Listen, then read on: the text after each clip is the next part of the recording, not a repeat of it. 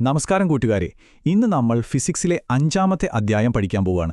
Chapter 5 electric energy consumption and conservation. നമ്മുടെ പരീക്ഷയ്ക്ക് ഉറപ്പായും ചോദ്യങ്ങൾ വരുന്ന, നല്ല മാർക്ക് വാങ്ങാൻ സഹായിക്കുന്ന ഒരു പാഠമാണിത്. ഈ ഒരു വിശകലനം കഴിയുമ്പോഴേക്കും ഈ പാഠത്തിലെ പ്രധാനപ്പെട്ട ആശയങ്ങൾ എന്തൊക്കെയാണെന്നും കണക്കുകൾ എങ്ങനെ ചെയ്യണമെന്നും പരീക്ഷയ്ക്ക് എങ്ങനെ ഉത്തരമെഴുതണമെന്നും നിങ്ങൾ കൃത്യമായിട്ട് മനസ്സിലാക്കിയിരിക്കും. അപ്പോൾ നമുക്ക് ഒട്ടും പേടിക്കാതെ വളരെ പതുക്കെ ഓരോന്നായി പഠിച്ചു തുടങ്ങാം. ഈ പാഠം നമ്മൾ പ്രധാനമായും 6 ഭാഗങ്ങളായിട്ടാണ് നോക്കാൻ പോകുന്നത്. ഒന്നാമതായി കറണ്ടും താപവും ഉപകരണങ്ങളും തമ്മിലുള്ള ബന്ധം പഠിക്കും. പിന്നെ ഈ പാഠത്തിലെ ഏറ്റവും പ്രധാനപ്പെട്ട നിയമമായ ജൂൾസ് ലോ എന്താണെന്ന് നോക്കും. അതിനുശേഷം താപം കണ്ടുപിടിക്കാനുള്ള പലതരം ഫോർമുലകൾ നമ്മൾ പരിചയപ്പെടും. പിന്നെ ഇലക്ട്രിക് പവറിനെക്കുറിച്ചും പരീക്ഷയ്ക്ക് വരുന്ന ഒരു കണക്ക് എങ്ങനെ ചെയ്യണമെന്നും നോക്കും. അവസാനം നമ്മൾ പഠിച്ച കാര്യങ്ങളെല്ലാം ഒന്നുകൂടി ഓർത്തെടുക്കും. ഓരോ ഭാഗം കഴിയുമ്പോഴും നിങ്ങൾക്ക് നോട്ട്സ് എഴുതാനായിട്ട് ഞാൻ സമയം തരാം.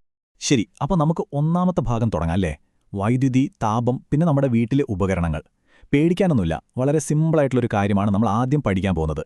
നമ്മൾ വീട്ടിൽ ഉപയോഗിക്കുന്ന ഇസ്തിരിപ്പെട്ടി അല്ലെങ്കിൽ വെള്ളം ചൂടാക്കുന്ന ഹീറ്റർ, ഇതൊക്കെ എങ്ങനെയാണ് ചൂടാവുന്നത്? ആ ഒരു ചെറിയ ആശയത്തിൽ നിന്നാണ് നമ്മൾ തുടങ്ങുന്നത്. ഈ ചിത്രങ്ങളിലൊന്ന് നോക്കിക്കേ. നമ്മുടെ ഇസ്തിരിപ്പെട്ടി, ഇലക്ട്രിക് കെറ്റിൽ, ഇതൊക്കെ നമ്മൾ സ്വിച്ച് ഓൺ ചെയ്യുമ്പോൾ ചൂടാവാറുണ്ടല്ലേ? അതിന്റെ കാരണം വളരെ ലളിതമാണ്.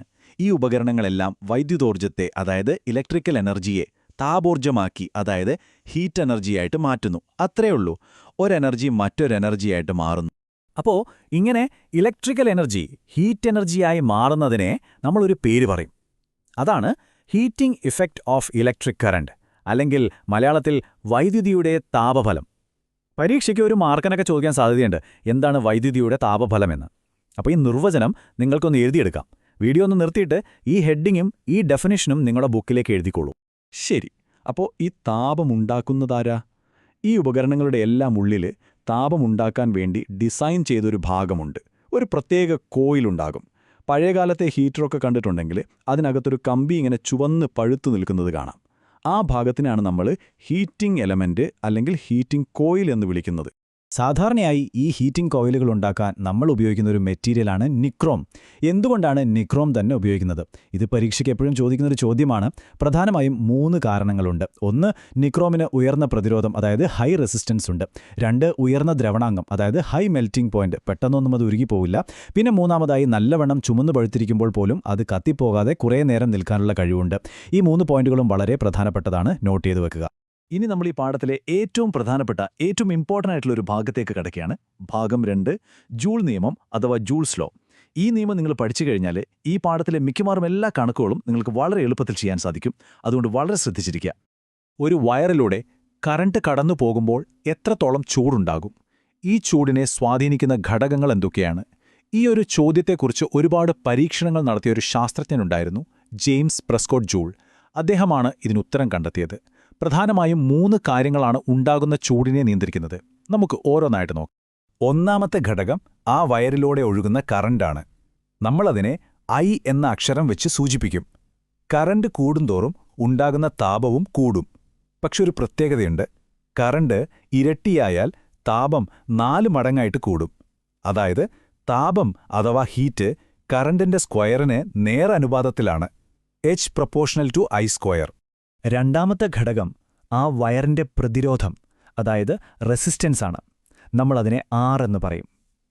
കറണ്ട് പോകുമ്പോൾ ഉണ്ടാകുന്നൊരു തടസ്സമാണ് ഈ റെസിസ്റ്റൻസ്. അപ്പോൾ തടസ്സം കൂടുമ്പോൾ സ്വാഭാവികമായും ചൂടും കൂടും. അതുകൊണ്ട് താപം അഥവാ ഹീറ്റ് റെസിസ്റ്റൻസിന് നേരനുപാതത്തിലാണ്. H∝R. ഇനി 3ാമത്തെ ഘടകം, അത് സമയമാണ്. നമ്മളതിനെ T എന്ന് പറയും. ഇത് വളരെ എളുപ്പത്തിൽ ഓർത്തിരിക്കാം. എത്ര കൂടുതൽ നേരം കറണ്ട് ഒഴുകുന്നോ അത്രയും കൂടുതൽ താപമുണ്ടാകും. അതുകൊണ്ട് താപം അഥവാ ഹീറ്റ് സമയത്തിന് നേരനുപാതത്തിലാണ്. H∝T. അവ നമ്മളിപ്പോൾ പഠിച്ച 3 കാര്യങ്ങളില്ലേ? കറന്റ്, റെസിസ്റ്റൻസ്, സമയം. ഇവ 3ഉം കൂടി ചേർത്ത് വയ്ക്കുമ്പോഴാണ് നമുക്ക് ജൂൾ നിയമം കിട്ടുന്നത്. അതാണ് ഈ ഫോർമുല, H=I²RT. ഇത് നിർബന്ധമായും കാണാതെ പഠിക്കേണ്ട ഒരു ഫോർമുലയാണ്. ഈ പാഠത്തിന്റെ അടിസ്ഥാനം തന്നെ ഈ ഫോർമുലയാണ്. ഒരു ബോക്സൊക്കെ വരച്ച് നിങ്ങളുടെ നോട്ടിൽ ഇത് ഭംഗിയായി എഴുതി വെച്ചോളൂ. ഓക്കെ, ഇനി നമുക്ക് അടുത്ത ഭാഗത്തേക്ക് പോകാം. പരീക്ഷയ്ക്ക് എപ്പോഴും നമുക്ക് കറണ്ടും റെസിസ്റ്റൻസും സമയവും നേരിട്ട് തരണമെന്നില്ല. ചിലപ്പോൾ ചോദ്യത്തിൽ വോൾട്ടേജ്, അതായത് V തന്നിട്ടുണ്ടാകും. അങ്ങനെയുള്ള സാഹചര്യങ്ങളിൽ കണക്ക് ചെയ്യാൻ ഈ H=I²RT എന്ന ഫോർമുലയെ നമുക്ക് മറ്റ് രണ്ട് രൂപങ്ങളിലേക്ക് കൂടി മാറ്റി എഴുതാൻ പറ്റും. അത് ഏതൊക്കെയാണെന്ന് നോക്കാം. നോക്കൂ, ഇതാണ് താപം കണ്ടുപിടിക്കാനുള്ള പ്രധാനപ്പെട്ട 3 ഫോർമുലകൾ. നമ്മുടെ കയ്യിലുള്ള H=I²RT കൂടാതെ H=VIT, H=V²R*T എന്നീ 2 ഫോർമുലകൾ കൂടിയുണ്ട്. ചോദ്യത്തിൽ എന്തൊക്കെയാണോ തന്നിരിക്കുന്നതെന്ന് നോക്കിയിട്ട് വേണം നമ്മളിതിൽ ഏതാണ് ഉപയോഗിക്കേണ്ടതെന്ന് തീരുമാനിക്കാൻ. ഈ ടേബിൾ വളരെ പ്രധാനപ്പെട്ടതാണ്. വീഡിയോ ഒന്ന് നിർത്തിയിട്ട് ഈ 3 ഫോർമുലകളും എപ്പോഴാണ് ഉപയോഗിക്കേണ്ടതെന്നും കൂടെ നിങ്ങളുടെ നോട്ടിലേക്ക് എഴുതി വയ്ക്കുക. ശരി, ഇനി നമുക്ക് അടുത്ത ഭാഗത്തേക്ക് കടക്കാം. Electric power. നിങ്ങൾ വീട്ടിലൊരു പുതിയ ബൾബൊക്കെ വാങ്ങുമ്പോൾ അതിന്റെ ബോക്സിൽ 60W, 100W എന്നൊക്കെ എഴുതി വെച്ചിരിക്കുന്നത് കണ്ടിട്ടുണ്ടോ? എന്താണ് ഈ W? അതിനെയാണ് നമ്മൾ ഇനി പരിചയപ്പെടാൻ പോകുന്നത്. ഈ W എന്ന അക്ഷരം സൂചിപ്പിക്കുന്നത് വാട്ട് എന്ന യൂണിറ്റിനെയാണ്. വാട്ട് എന്ന് പറയുന്നത് പവറിന്റെ യൂണിറ്റാണ്. അപ്പോൾ ഒരു ഇസ്തിരിപ്പെട്ടിയുടെ മുകളിൽ 750 വാട്ട് എന്ന് എഴുതിയിട്ടുണ്ടെങ്കിൽ അതിനർത്ഥം ആ ഉപകരണത്തിന്റെ പവർ 750 വാട്ടാണ് എന്നാണ്. അപ്പോൾ എന്താണ് ഈ ഇലക്ട്രിക് പവർ? വളരെ ലളിതമായി പറഞ്ഞാൽ ഒരു ഉപകരണം ഒരു സെക്കൻഡിൽ എത്രമാത്രം എനർജി ഉപയോഗിക്കുന്നു എന്നതിന്റെ അളവാണ് പവർ. അതായത് എനർജി ഉപയോഗിക്കുന്നതിന്റെ ഒരു നിരക്ക്, ഒരു സ്പീഡ്, അതിനെയാണ് നമ്മൾ പവർ എന്ന് പറയുന്നത്. അതിന്റെ യൂണിറ്റാണ് വാട്ട്. ഒരു വാട്ട് എന്ന് പറഞ്ഞാൽ ഒരു സെക്കൻഡിൽ 1 ജൂൾ എനർജി. ഈ ഡെഫിനീഷനും ഒന്ന് നോട്ട് ചെയ്ത് വെക്കുന്നത് നല്ലതാണ്. ഇനി ഈ പവറും നമ്മൾ നേരത്തെ പഠിച്ച താപവും തമ്മിൽ എന്തെങ്കിലും ബന്ധമുണ്ടോ? തീർച്ചയായുമുണ്ട്. ഈ ടേബിളിലേക്കൊന്ന് നോക്കിക്കേ. താപത്തിന്റെ ഓരോ ഫോർമുലയിൽ നിന്നും ആ ടി, അതായത് സമയമങ്ങ് മാറ്റിയാൽ നമുക്ക് പവറിന്റെ ഫോർമുല കിട്ടും. കണ്ടില്ലേ? അതായത് ഹീറ്റ് എന്ന് പറയുന്നത് പവറിനെ സമയം കൊണ്ട് ഗുണിക്കുന്നതാണ്. H=Pxt. കണക്കുകൾ ചെയ്യാൻ ഈ ഫോർമുലയും നമുക്ക് ആവശ്യമായി വരും. ശരി, നമ്മളിപ്പോൾ കുറേ ഫോർമുലകളൊക്കെ പഠിച്ചു. ഇനി ഇതൊക്കെ വെച്ച് പരീക്ഷയ്ക്ക് വരുന്ന ഒരു ചോദ്യം എങ്ങനെ ചെയ്യാമെന്ന് നോക്കാം. ഭാഗം 5. പരീക്ഷയിലെ ചോദ്യങ്ങൾ.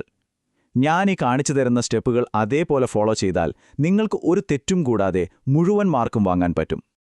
ഇതാ ഒരു സാമ്പിൾ ചോദ്യം. ഒരു ചോദ്യം കിട്ടിയാൽ ആദ്യം ചെയ്യേണ്ടത് അത് 1-2 തവണ നന്നായി വായിച്ചു നോക്കുക. എന്നിട്ട് അതിൽ തന്നിട്ടുള്ള വിവരങ്ങൾ എന്തൊക്കെയാണെന്ന് എടുത്തെഴുതുക. ഇവിടെ നമുക്ക് കറന്റ് I=0.5 ആംപിയർ എന്ന് തന്നിട്ടുണ്ട്.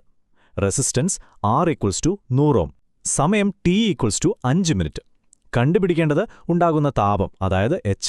ഇനി ഉത്തരം എങ്ങനെ കണ്ടെത്താമെന്ന് നോക്കാം. ഈ 4 സ്റ്റെപ്പുകൾ എപ്പോഴും ഓർത്തു വയ്ക്കുക. സ്റ്റെപ്പ് 1, തന്നിട്ടുള്ള കാര്യങ്ങൾ എടുത്തെഴുതുക. സ്റ്റെപ്പ് 2, യൂണിറ്റുകൾ ശരിയായ രൂപത്തിലേക്ക് മാറ്റുക. ഇവിടെ സമയം മിനിറ്റിലാണ്, അതിനെ സെക്കൻഡിലേക്ക് മാറ്റണം. സ്റ്റെപ്പ് 3, നമ്മുടെ കയ്യിലുള്ള വിവരങ്ങൾ വെച്ച് ഏത് ഫോർമുലയാണ് ഉപയോഗിക്കാൻ പറ്റുന്നതെന്ന് നോക്കുക. ഇവിടെ I/RT ഉള്ളതുകൊണ്ട് H=I²RT ഉപയോഗിക്കാം. സ്റ്റെപ്പ് 4, ആ ഫോർമുലയിലേക്ക് വിലകൾ ഇട്ടുകൊടുത്ത് ഉത്തരം കണ്ടുപിടിക്കുക. ഈ രീതിയിൽ ചെയ്താൽ കണക്കൊരിക്കലും തെറ്റില്ല. ഒരു കാര്യം പ്രത്യേകം ഓർമ്മിപ്പിക്കുകയാണ്. പരീക്ഷയ്ക്ക് കുട്ടികൾക്ക് ഏറ്റവും കൂടുതൽ തെറ്റുപറ്റുന്ന ഒരു സ്ഥലമാണിത്. സമയം എപ്പോഴും സെക്കൻഡിൽ തന്നെ എടുക്കണം. ചോദ്യത്തിൽ മിനിറ്റിലോ മണിക്കൂറിലോ തന്നാൽ അതിനെ സെക്കൻഡിലേക്ക് മാറ്റാൻ മറന്നുപോകരുത്. ഇവിടെ 5 മിനിറ്റ് എന്ന് പറയുന്നത് 5×60, അതായത് 300 സെക്കൻഡാണ്. ഈ ഒരു കാര്യം എപ്പോഴും ഓർമ്മയിൽ വെക്കുക. വളരെ നന്നായി. നമ്മളിപ്പോൾ ഈ പാഠത്തിലെ പ്രധാനപ്പെട്ട ആശയങ്ങളും കണക്ക് ചെയ്യാനുള്ള വഴിയുമെല്ലാം പഠിച്ചു കഴിഞ്ഞു.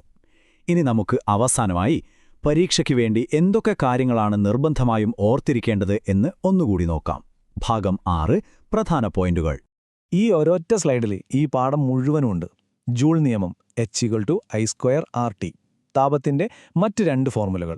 പവറും താപവും തമ്മിലുള്ള ബന്ധം H=PT. പിന്നെ നിക്രോമിന്റെ പ്രത്യേകതകൾ, അതോടൊപ്പം ഓരോന്നിൻ്റെയും യൂണിറ്റുകളും. വീഡിയോ ഇവിടെ നിർത്തിയിട്ട് ഈ പോയിന്റുകളെല്ലാം നിങ്ങളുടെ നോട്ടിലുണ്ടോ എന്ന് ഒന്നുകൂടി ഉറപ്പുവരുത്തുക. പരീക്ഷയുടെ തലേദിവസം പെട്ടെന്ന് നോക്കാൻ ഇത് നിങ്ങളെ ഒരുപാട് സഹായിക്കും.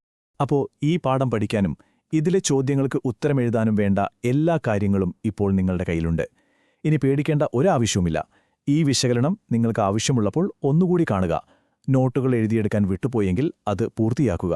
ടെക്സ്റ്റ് ബുക്കിലുള്ള മറ്റു ചോദ്യങ്ങളും സ്വന്തമായി ഒന്ന് ചെയ്തു നോക്കുക. നിങ്ങൾക്ക് തീർച്ചയായും ഈ പാഠത്തിൽ നിന്നും മുഴുവൻ മാർക്കും നേടാൻ സാധിക്കും. എല്ലാവർക്കും എൻ്റെ വിജയാശംസകൾ.